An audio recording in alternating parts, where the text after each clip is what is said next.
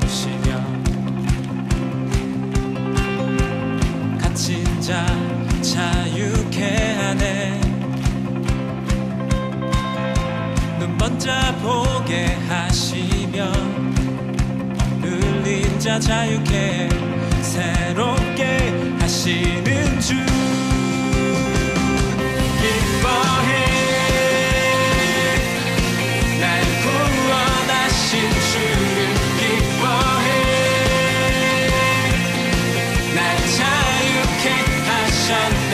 기뻐해. 나의 피난처 되시니 그곳에 달려가 안전하리.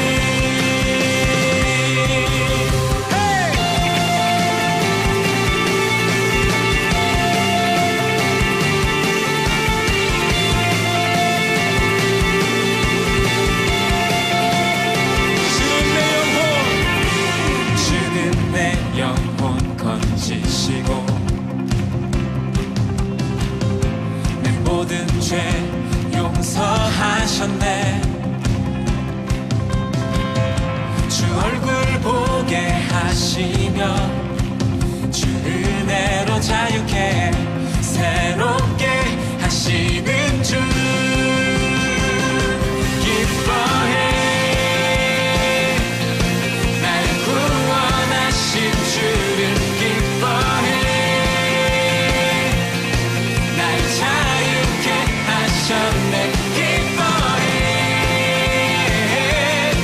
나의 피난처 되시니 그곳에 달려가 안전하리. 여러분, 주님이 우리를 죄에서 완전히 자유케 하셨습니다. 그리고요, 우리 주님의 얼굴을 바라보고 기쁨으로 예배할 수 있는 완전한 길 열어주셨습니다. 자, 그래서요, 우리 이 시간 예배할 때 주님 앞에 기뻐 뛰면서 찬양할 건데요, 여러분 함께 하시겠습니까? 자, 그럼 준비하시고, 자, 주님 앞에서 원, 투, 쓰리, 고!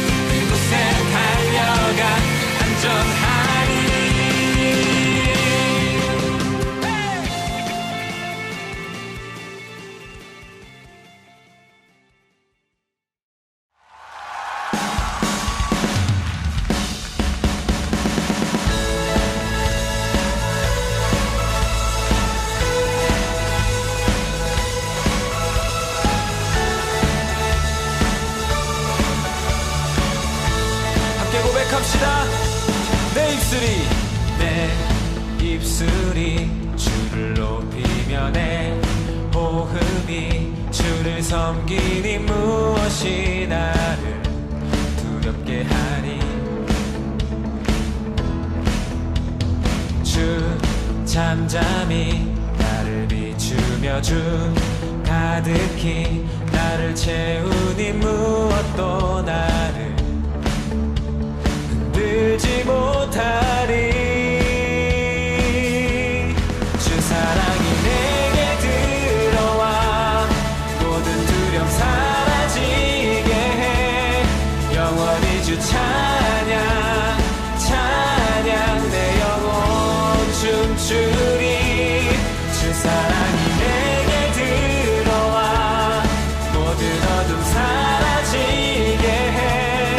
영원하신 그의 사랑 안에 나 거하리.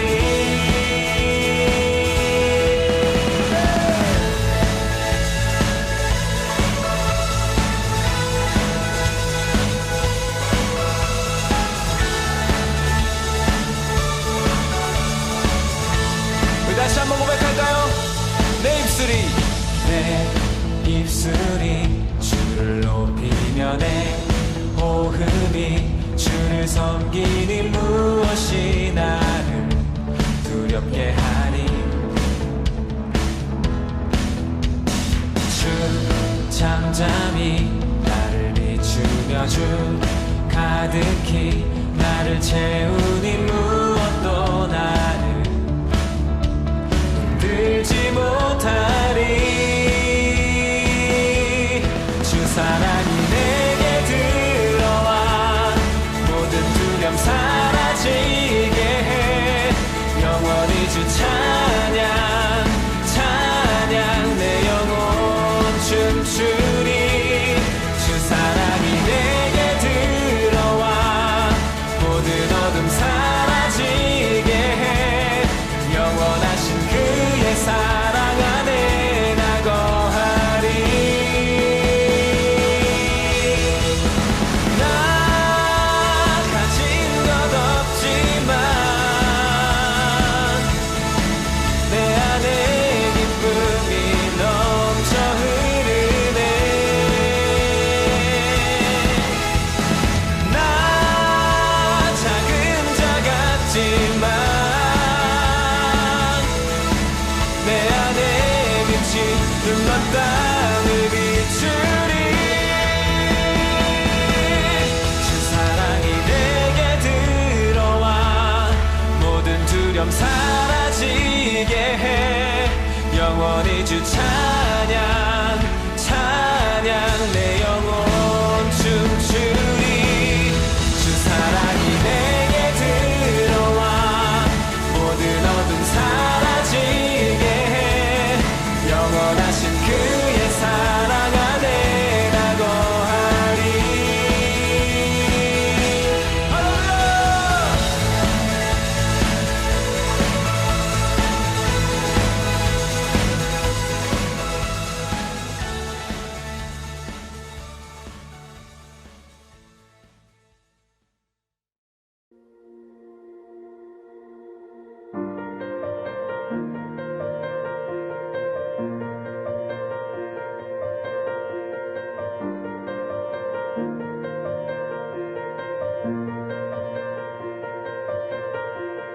예수 우리 왕이여 이곳에 오소서. 보좌로 주여 임하사 찬양을 받아 주소서. 주님을 찬양하오니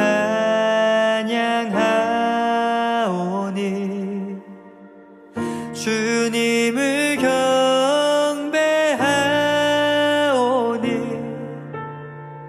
왕이신 예수여 오셔서 좌정하사 다스리소서.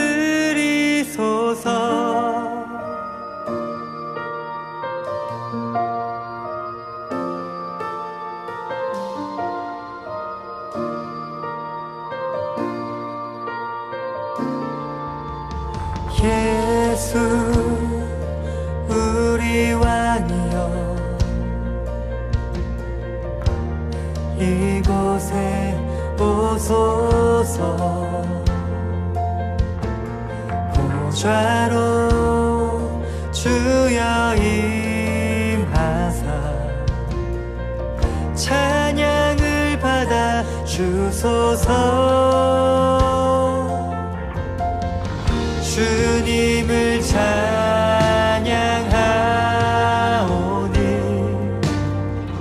주님을 경배하오니 왕이신 예수여 오셔서 좌정하사 다스리소서. 주님을 찬양하오니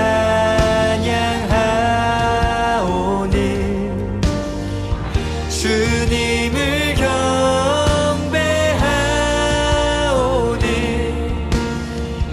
왕이신 예수여 오셔서 좌정하사 다스리소서.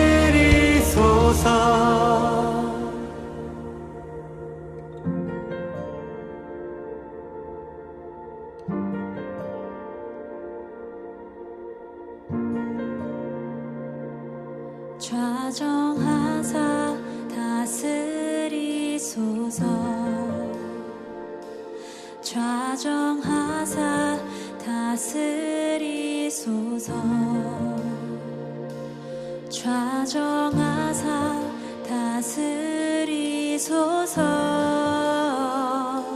좌정하사 다스리소서. 좌정하사 다스리소서.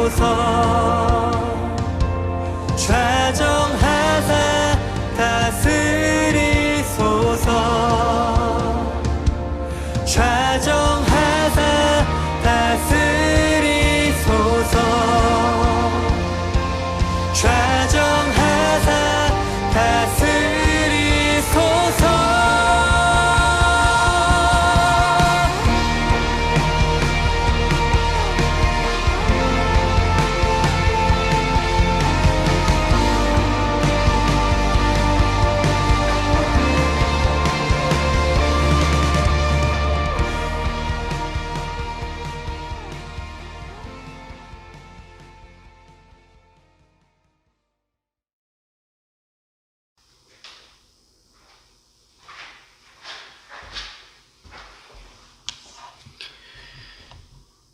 사도신경 하심으로 2월 14일 2월 둘째 주 청소년부 예배를 시작하도록 하겠습니다.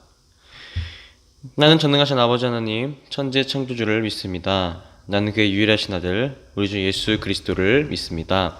그는 성령으로 잉태되어 동정녀 마리아에게서 나시고 본디오 빌라도에게 고난을 받아 십자가에 못 박혀 죽으시고 장사된 지 사흘 만에 죽은 자 가운데서 다시 살아나셨으며 하늘에 오르시어 전능하신 아버지 하나님 우편에 앉아 계시다가 거기로부터 살아있는 자와 죽은 자를 심판하러 오십니다. 나는 성령을 믿으며 거룩한 공교회와 성도의 규제와 죄를 용서받는 것과 몸의 부활과 영생을 믿습니다. 아멘. 우리를 위해서 고2 최은서 학생이 기도를, 고2 김유진 학생이 성경 봉독 하시겠습니다. 다 같이 기도드리겠습니다. 하나님 아버지, 오늘도 각자의 자리에서 예배를 드릴 수 있게 해주셔서 감사합니다. 주님 언제나 저희를 아껴주시고 사랑해주심에 감사드립니다. 그런 주님을 외면하고 잊고 살았던 저희를 용서해 주세요. 힘들 때만 찾는 저희가 아닌 언제나 주님과 함께하는 저희 청소년부가 되길 원합니다. 코로나로 인해 많은 사람들이 몸으로나 마음으로나 지치고 힘들어하고 있습니다. 이 가운데서 코로나로 인해 믿음이 약해지지 않고 잊고 있었던 감사함들을 다시 깨닫는 청소년부가 될 수 있도록 도와주세요. 말씀을 전해주실 송준현 전도사님께 주님의 능력을 부어주시고 말씀을 듣는 선생님, 학생들에게 주님의 은혜 받는 말씀 되게 도와주세요. 항상 감사합니다. 사랑합니다. 예수님의 이름으로 기도드립니다. 아멘.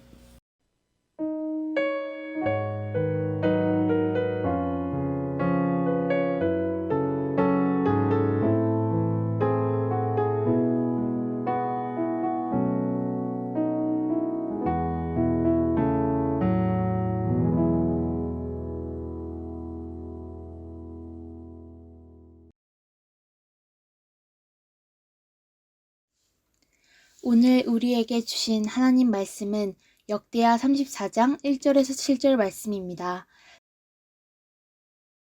역대하 34장 1절에서 7절 말씀입니다.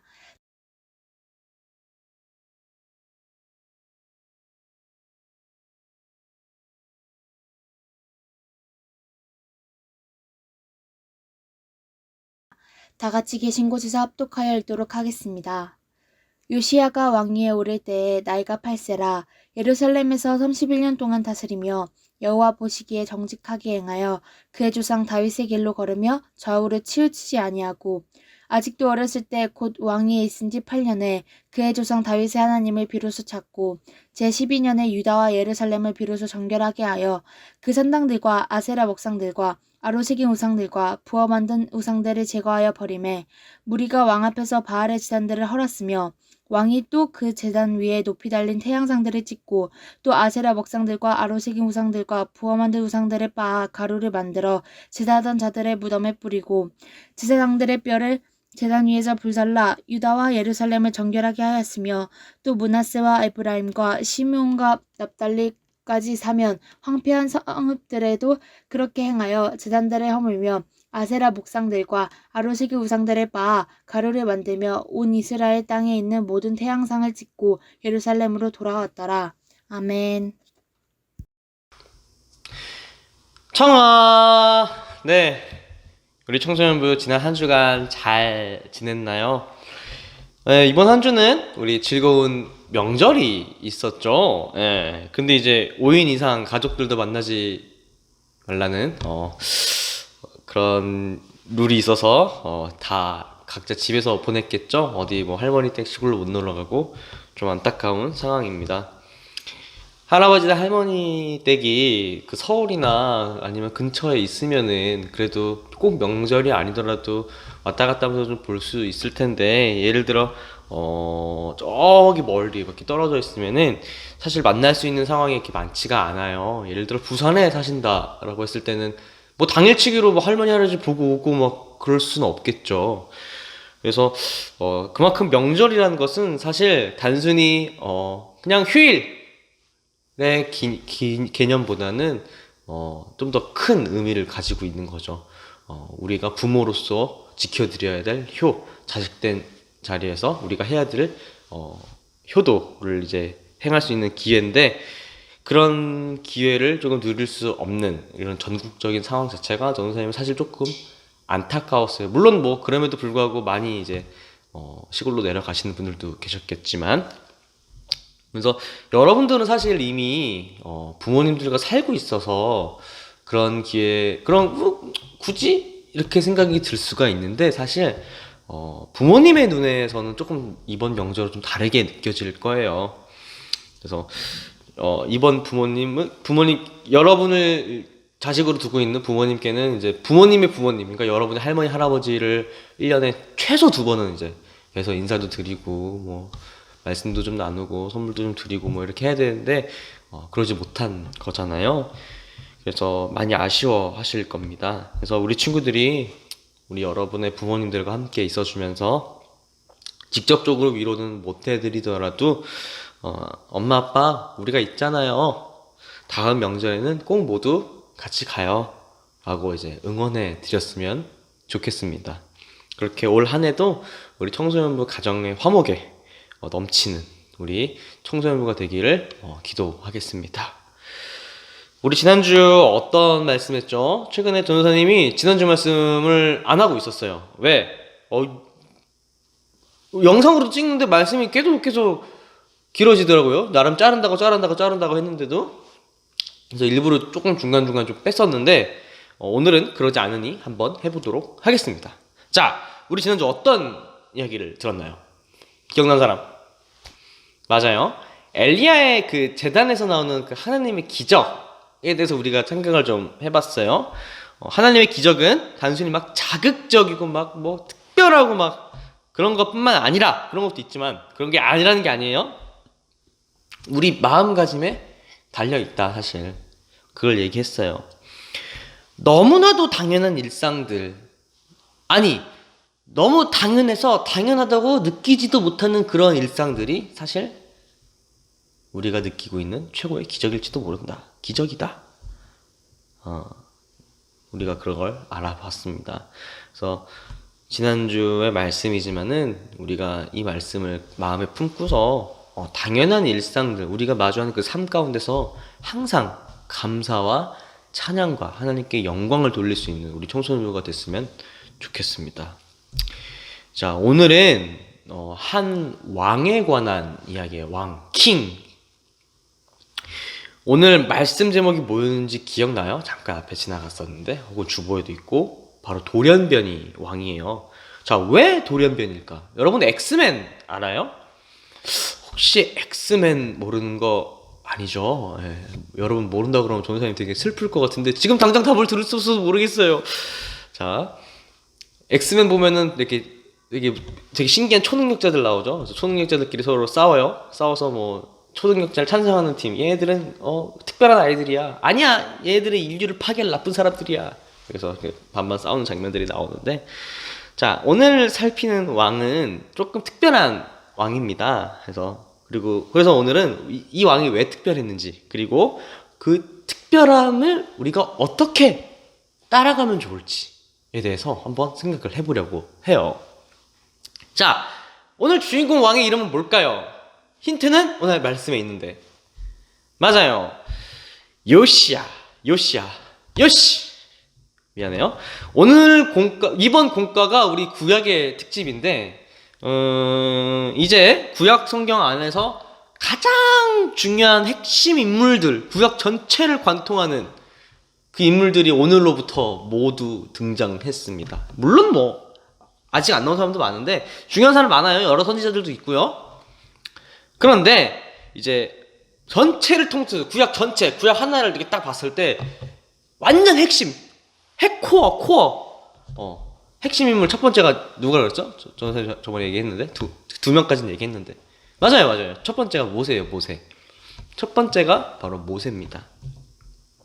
두 번째는요, 다윗이에요. 다윗왕. 다윗이 그만큼 중요합니다. 이스라엘 그 구약 안에서. 그리고 세 번째로 조금 중요하게 다뤄져야 할 사람이 바로 오늘 주인공 요시야예요. 예.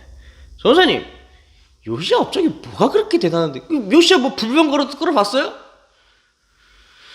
뭐 그래요. 뭐 사실 뭐 그렇게 막 어마무시한 일을 한 사람은 아니에요. 뭐 사자굴에도 들어간 적도 없고요. 그래서 뭐 성경 안에서 뭐 모세나 다윗처럼 막 위대한 업적을 막 세워가지고 막 그런 사람은 전쟁 영웅 막 홍해를 바다를 쫙 가르고 뭐 그런 거 아니에요. 근데 이제 그 요시야가 그 왕위로 있을 때 제위 시절에 발견한 그 율법책 하나가 이제 여호와 하나님을 믿는 종교의 그 역사가 아예 새롭게 쓰여지게 됩니다. 그 율법책 하나로 인해서. 그래서 사실상 그 당시에 이제 그 이스라엘의 우리 기독교라고 하기 그렇죠. 그 당시 이제 여호와를 믿는 신앙, 야훼 신앙이라고 그러죠. 막 책도 없고 사실 막 경전 막 이렇게 내려와가지고 막 우리처럼 성경책 이렇게 하나씩 들고 다니고 그런 거 아니에요. 구전전승만 이렇게 내려오고 뭐 역사 속에서 이렇게 사라져가고 있었어요. 사실 왕들이 워낙에 그 하나님 떠나는 사람들이 많아가지고 잘 이렇게 막 그 민중들 사람들한테는 별로 잊혀져 가고 막 있던 시기였던데, 그 신앙을 구체적으로 탁 율법으로 다시 착 작성해서 모세를 다시 불러일으킨, 그래서 그걸로 틀로 회복시키고 모든 문화와 전통을 다시금 부활시킨 그 사람이 바로 요시야예요. 사실 요시야가 없었으면 우리도 지금 그렇게 중동의 희미한 종교로서 남았을 수도 몰라요. 더 자세한 건 우리가 좀 성경 공부를 하고 뒤쪽에서 좀 알아보도록 합시다. 일단 요시야는 8살 예, 왕이 됐어요. 지금으로 따지면 이거 만 나이니까 뭐 초등학교 2학년이겠죠? 여러분 8살 때 뭐 했나요? 저는 초등학교 2학년 때, 그러니까 9살 때 2002 월드컵이 열렸었어요. 네. 기억이 잘 안 나요. 그래서 어쨌든 요시야는 돌연변이었죠. 돌연변이. 왜냐하면은 그는 자신의 아버지와 할아버지 그리고 고조 할아버지까지 걸었던 그 길을 반대로 걸어요. 그 집안의 피에서 조금 이상한 애가 하나 튀어나온 거죠. 요시야의 고조 할아버지는 아하스라는 왕입니다. 아하스. 근데 이제 아하스는 굉장히 나쁘게 묘사되죠. 악한 왕의 이제 대명사죠. 그리고 그 아하스의 아들이 바로 히스기야예요. 여러분 히스기야의 기도 이런 거 좀 들어봤을 텐데. 예, 맞아요. 히스기야는 굉장히 선한 왕입니다. 증조 할아버지 이 사람만 찾겠어요. 예. 히스기야는 아주 여러분 아동부 때도 많이 들어봤을 거고요. 그만큼 조금 이제 선한 왕이었죠. 근데 이제 히스기야의 아들이 이제 므낫세가 태어나는데 이 사람도 여전히 이 사람은 자기 할아버지 닮아가지고 악한 일만 이제 즐겨 삼았죠. 뭐 우상 들여오고 뭐 하나님 난 누군지 모르겠는데 그렇게 해서 이렇게 악한 일을 즐겨하던 그 왕이었고요. 물론 이제 말년 이제 끝날 쯤에 이제 바벨론한테 잡혀가지고 이제 전부 죽을 뻔하다가 이거 아니구나 이거 바알 믿음 아니구나 해가지고 이제 하나님 죄송합니다 다시 돌아올게요 해서 좀 마지막에 회개를 하긴 했지만은 그 사람의 삶 자체는 좀 악한 왕의 삶을 걸었었어요. 그 므낫세의 아들이 이제 요시야의 아버지 이제 아몬이죠. 아몬 역시도 되게 악한 왕이에요. 오죽 이상하게 통치를 했으면은 2년 만에 끌려가가지고 부하손에 죽어요. 2년 만에. 그래서 부하손에 죽고 나서 이제 8세에 이제 요시야가 왕위로 등극하게 됩니다. 네. 되게 특이한 왕이었죠. 그래서 자기 선조들이 다 히스기야 빼고 다 악한 일을 저질렀음에도 불구하고 하나님께 칭찬을 받은 특별한 칭찬 두 가지를 이렇게 받았던 요시야 왕입니다. 그래서 성경에서는 요시야에게 두 가지의 칭찬을 내리게 되는데요. 첫 번째는 바로 오늘 본문 2절입니다. 바로 정직하게 행한 것과 그리고 좌우로 치우치지 않음인 거죠. 그렇다면 이 돌연변이 가족들이 악한 행동을 한 것과는 다르게 왜 요시야는 하나님께 선하다고 칭찬을 받았으며 그 칭찬받은 내용이 무엇인지에 대해서 오늘 한번 알아보려고 합니다. 첫째, 바로 정직하게 행함이에요. 자, 혹시 여러분들 집안에 내려오는 가훈 같은 게 있나요? 가훈? 뭐 할아버지 댁이나 외할아버지 댁이나 뭐 이렇게 보면은 특히 이제 저희 집 가훈이 있어서 저희 집은 그 할아버지 직접 쓰신 가훈인 게 정직과 사랑이었어요. 그래서 이제 되게 무서웠어요. 사실 정직이란 단어가 그래서 정직한 거는 무서운 규율이었죠. 집안 내에서 특히 아버지도 그렇고 이제 그래서 사랑이야 뭐 그런 감정이고 뭐 좋은 거니까 이렇게 뭐 통제가 안 되잖아요. 사실 내가 누구 좋아하는데 뭐 통제할 수 있어요? 여러분 통제할 수 있나? 전 못해요. 저는 누구 좋아하면 통제가 안 됩니다. 근데 이제 그 정직은 통제할 수 있잖아. 내가 거짓말 하는 거 안 하든 되게 정직 올바라야 되잖아요. 전도사님이 이제 몇몇 친구들한테는 얘기했는데 전도사님이 정말 싫어하는 두 가지가 있어요. 정말 싫어하는 두 가지가 이제 하나가 시간 약속 안 지키는 거랑 두 번째가 거짓말하는 거예요. 그래서 전도사님이 거짓말하는 걸 싫어한다는 이유가 그것 때문이었어요. 사실 저희 집 가운데서 어렸을 때부터 정직해라 막 이렇게 얘기를 들어가지고 그래서 저희 집 가문도 이제 정직과 연결되어 있습니다. 자, 그러면 여러분 정직이란 게 뭘까요? 정직이란 게 뭐 일을 그만두는 것?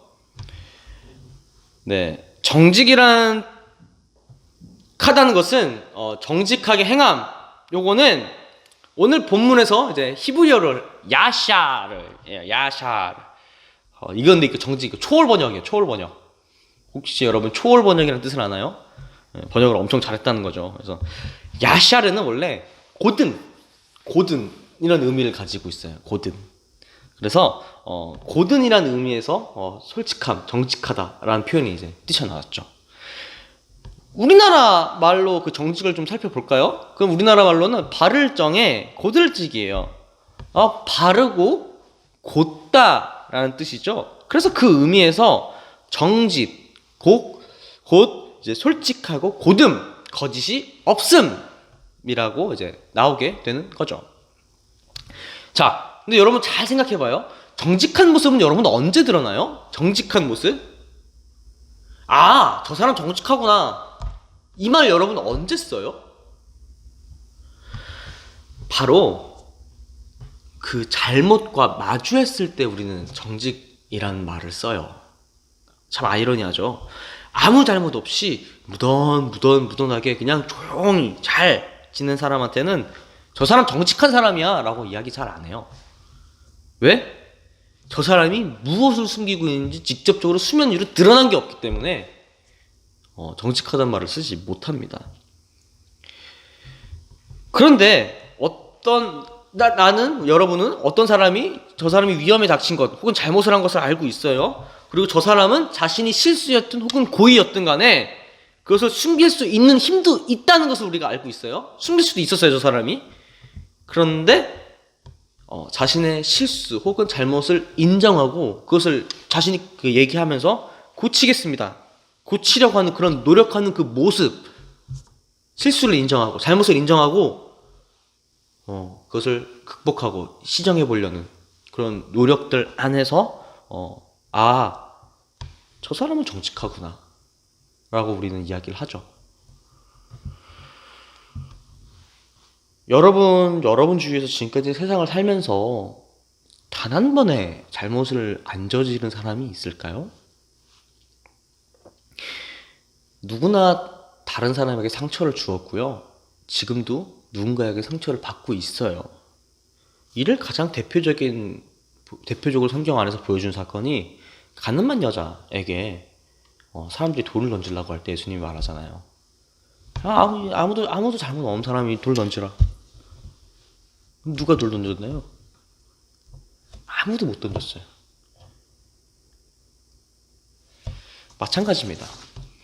우리는 우리의 잘못을 만날 수 있는 그런 수많은 기회들이 있어요.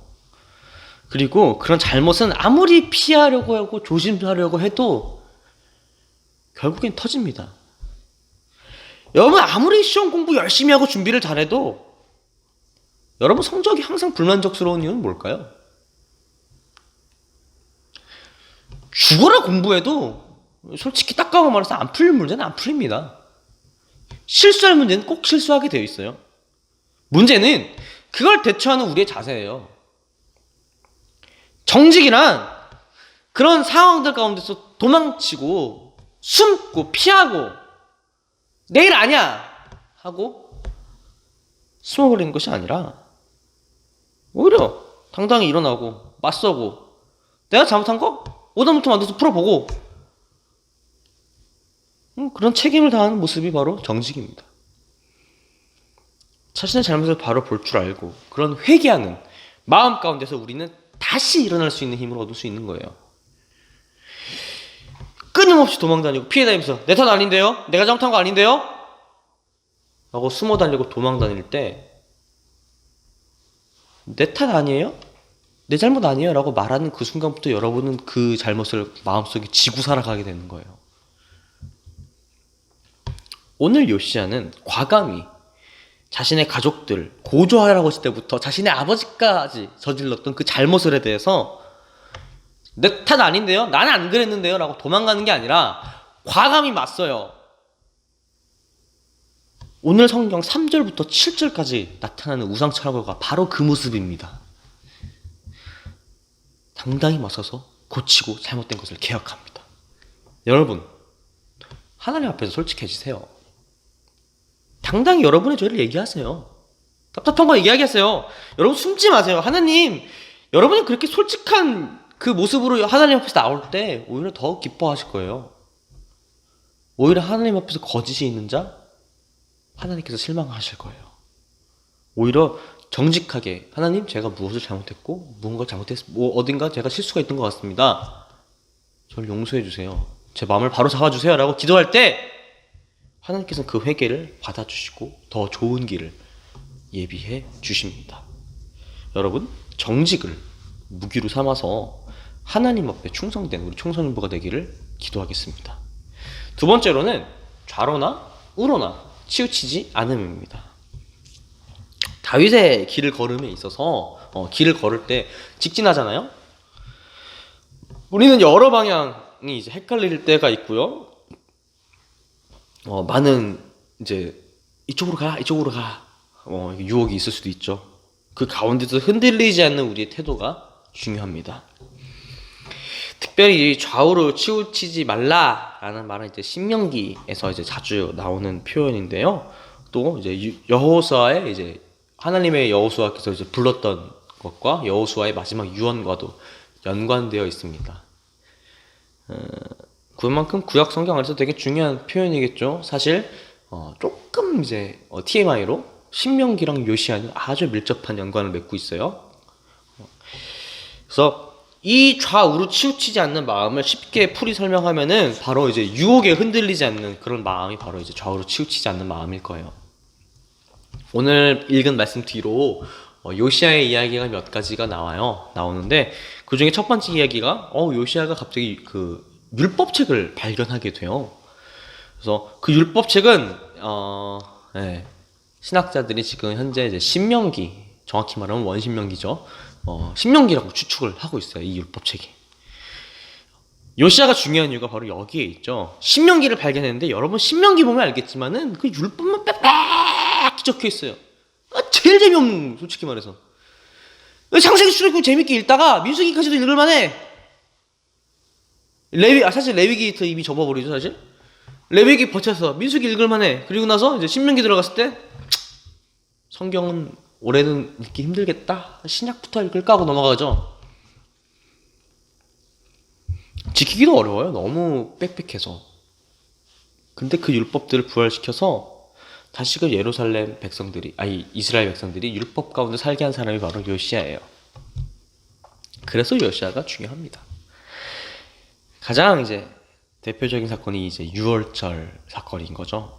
유월절의 제시작입니다. 사무엘 이후에 이스라엘 백성들은 여러 이방신들이 막 혼자 하고 문화가 이제 뒤섞이고 뭐 이렇게 그러면서 그 이스라엘 정체성에 대해서 이제 잃어가고 있었어요. 우리가 이스라엘 백성, 하느님의 백성이라는 사실을 조금 그래서 유월절이라는 그렇게 큰 절기도 유월절 여러분 뭔지 알죠? 출애굽을 기념하는 절기예요. 출애굽. 그 큰 절기도 이제 전통으로서의 절기만 이제 기억될 뿐이었던 거죠. 그래서 선지자 사무엘 이후로 이스라엘 가운데서 유월절을 이같이 지키지 못하였고 이스라엘 모든 왕들도 요시아가 제사장들과 레위 사람들과 모인 온 유다와 이스라엘 무리와 예루살렘 주민과 함께 지킨 것처럼은 유월절을 지키지 못하였더라. 역대하 35장 18절. 근데 그 유월절을 지키게 한 사람이 바로 요시아라는 거죠. 요시아 역시 그렇게 경건한 집에서 자라지는 않았습니다. 종교개혁을 한다고 한들, 요시아의 종교개혁이라 그래요. 자신의 편안한 원래 삶과 바꾸기에는 많은 노력과 결단들이 좀 필요했을 겁니다. 그럼에도 솔직히 귀찮잖아요, 그 많은 율법들.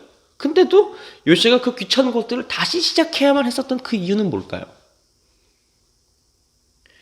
바로 요시아는 무엇이 중요한지에 대한 확실한 우선순위가 있었던 거예요. 그렇게 좌우로 치우쳐지지 않았던 겁니다. 우리는 신앙생활 하면서 사실 좌우로 치우칠 때가 엄청 많아요. 특별히 여러분 시기 가장 걸리는 거 바로 성적이죠. 성적. 여러분의 학업. 내 성적에 주일날 교회 가도 되나? 교회 열심히 다니는 것보다 학원에서 문제 하나 푸는 게 더 이득 아닌가? 물론 여러분 이런 생각 가질 수 있어요. 그리고 저도 여러분의 그 삶을 겪었잖아요. 저도 거의 뭐 학원 머신이었으니까. 네, 저도 그런 생각을 했던 적이 있어요. 그래서 쉽게 난 안 그랬으니까 넌 그러지 마라고 전도사님이 할 수 있는 입장이 아니에요. 그래서 여러분들에게 비난을 할 수는 없습니다. 그만큼 여러분들이 처한 상황이 얼마나 답답하고 슬프고 미래가 없고 또 깜깜하고 사실 그것도 잘 알고 있습니다. 근데 또 그만큼 그런 고민들을 하고 있는 만큼 여러분들은 그렇게 여러분의 삶을 충실히 살아갈 준비를 하고 있고 고민을 하고 있고 그렇게 여러분의 새로운 삶과 맞설 책임감이 주어졌다는 것을 의미하기도 해요. 그런데 한 가지 우리가 짚고 넘어가야 될 게 있는 거예요. 그 예배 시간과 여러분의 신앙생활을 제껴서 학원 시간, 공부 시간 확보하는 것만큼 우리는 다른 시간을 제껴서 공부를 하고 있는 건가요?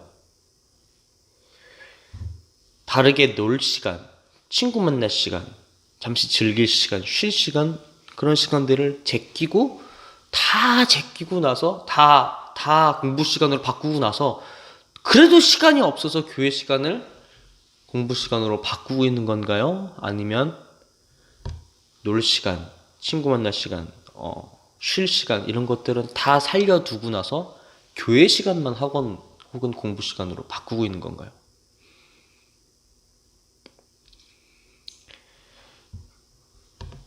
나의 놀 시간, 친구랑 장난칠 시간, 쉴 시간이 여러분 예배 시간, 신앙생활보다 우선순위에 여러분 앞서 있나요? 요시야가 가장 먼저 했던 활동은 우리 주위에 우상을 부수는 작업이었고, 그리고 그 다음 작업은 이제 율법의 회복이었던 겁니다. 사실 귀찮아요. 그 전의 삶이 편하기는 했어요. 그러나 그렇게만 해야 했었던 이유가 요시야에게는 충분히 있었습니다. 그것은 하나님 앞에서 그게 맞는 행동이니까. 우선순위가 확실했으니까. 그것이 정직한 행동이고 그것이 좌우로 치우치지 않는 행동이었으니까. 이 시대를 살아가는 우리 청소년들, 우리가 걸어가야 되고 걸어가야 할 정직하고 옳은 길, 그리고 좌우로 치우치지 않는 그 길이 뭘까요? 전도사님은 단연코 그 길이 바로 예배 회복이라고 믿습니다. 먼저 우리가 다시 예배 자리로 돌아와야, 그 예배가 온전히 여러분 중심에 있어야 우리의 흔들리는 모든 것들이 다 제자리를 찾고 하나님 앞에 온전히 서 있을 수 있습니다. 그것이 우리가 잃어버렸던, 우선순위에서 밀렸던, 나태해졌던 그런 신앙들 가운데서 우리의 죄를 고백하고 우리의 잘못을 직시하고 다시금 새로운 삶을 살아가게끔 하는 그런 정직이며, 또한 예배를 회복으로부터 우리가 살아가는 그 삶 가운데서 좌우로 치우치지 않을 수 있습니다. 우리 다음 주부터 오프라인 예배를 드리게 되는데요. 여러분, 예배 회복을 위하여 나뿐만 아니라 우리 청소년부 전체가 예배 회복을 소망하여서 하나님 앞에 정직하고 좌우로 치우치지 않고 이 시대의 청소년들과 다른 돌연변이 청소년으로서 하나님 앞에 온전히 설 수 있는 우리 청소년부가 되기를 기도하겠습니다. 우리 다 같이 말씀을 위하여 기도하도록 하겠습니다. 여러분, 우리는 하나님 앞에서 정직하고 좌우로 흔들리는 자였습니까? 아니면 하나님 앞에서 도망치고 숨어다니며 이리저리 방황하던 자였습니까? 오늘 이후로 우리 다짐했으면 좋겠습니다. 예배로 돌아오게 해달라고, 예배로 온전하게 서게 해달라고, 오늘의 우리의 중심이 온전히 세워져서 다시금 하나님 올바로 제대로 보게 해달라고 우리 잠시 기도하며 나아가겠습니다. 기도하겠습니다.